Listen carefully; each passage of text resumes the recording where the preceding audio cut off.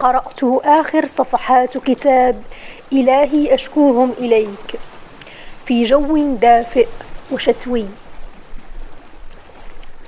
كانت الشتاء تهطل فدفأتني رفوف المكتبة.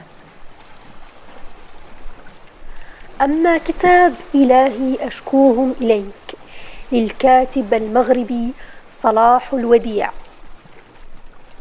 يعبر عن مشاعر الإنسان، فهو يتحدث عن مشاعر الفقد، الإحباط والأمل،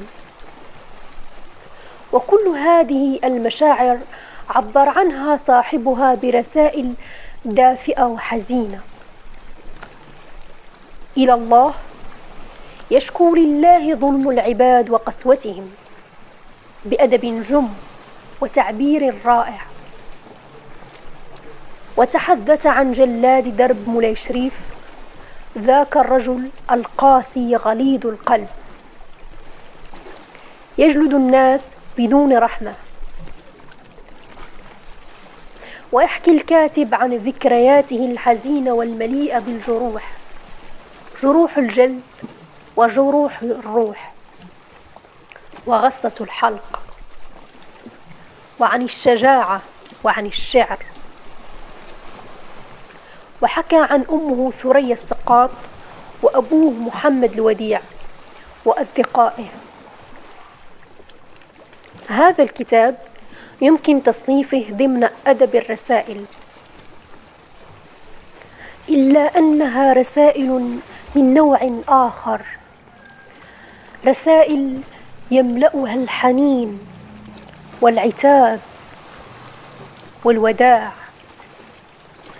هذه الرسائل ستذرفك الدموع وتغني روحك بمشاعر صادقة من قلب ذاق الألم.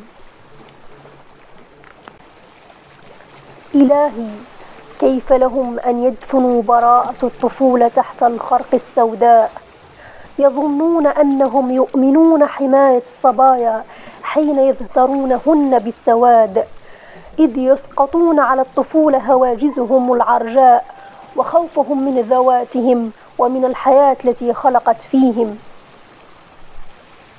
يسيجون النساء بالقيود المرئية واللامرئية، ولم يروا فيهن إلا أنوثة مستعبدة وأدرعا للطهي وأرحاما للولادة، وفاتهم أن عصمة النفس أمضى من كل خرقة من أي لون تكون.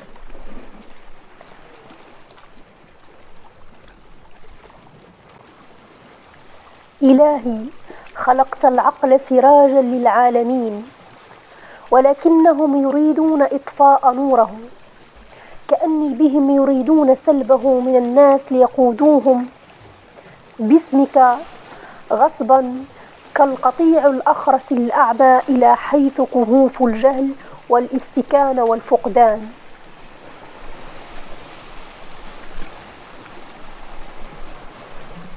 الحقيقة لا زلت أحن إلى جلسة ثريا للكتاب، وإلى جلستها وهي تسمعني آخر ما كتبته، حنينا لا راد له ولا سلوى. لا تخف إلا من ضميرك يا بني،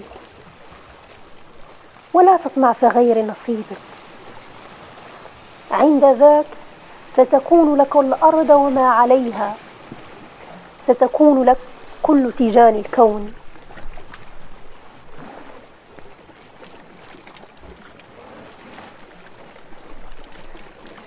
قرأت كبرياؤك وشموخك وقدرتك على العطاء حتى وأنت فوق كرسيك المتحرك جبلا من الكبرياء.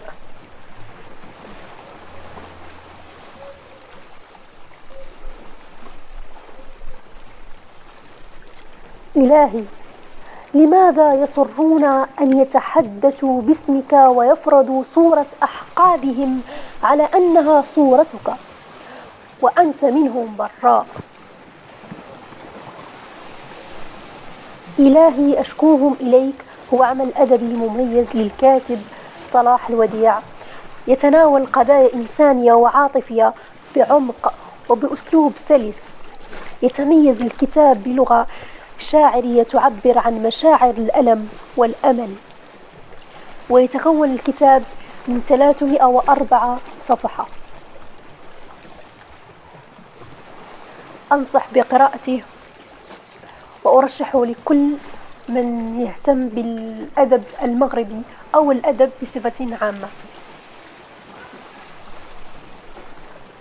قرأت على مسامعكم أيها الأفاضل أهم الاقتباسات التي أخذتها من هذا الكتاب،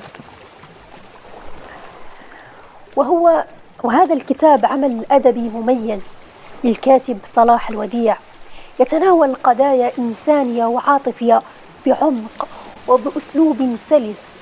يتميز الكتاب بلغة شاعرية تعبر عن مشاعر الألم والأمل.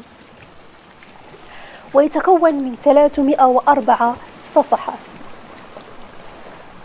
ورشحه لكل من يهتم بالأدب المغربي وكذلك الأدب بصفة عامة، فهو كتاب جميل ويستحق القراءة.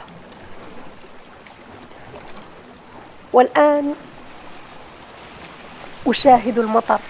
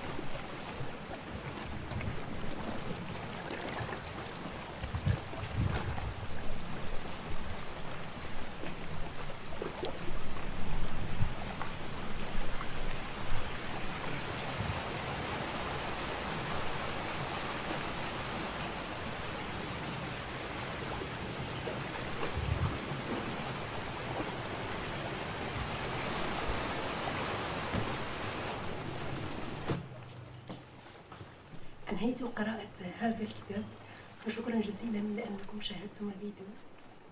دمتم سالمين، إلى اللقاء.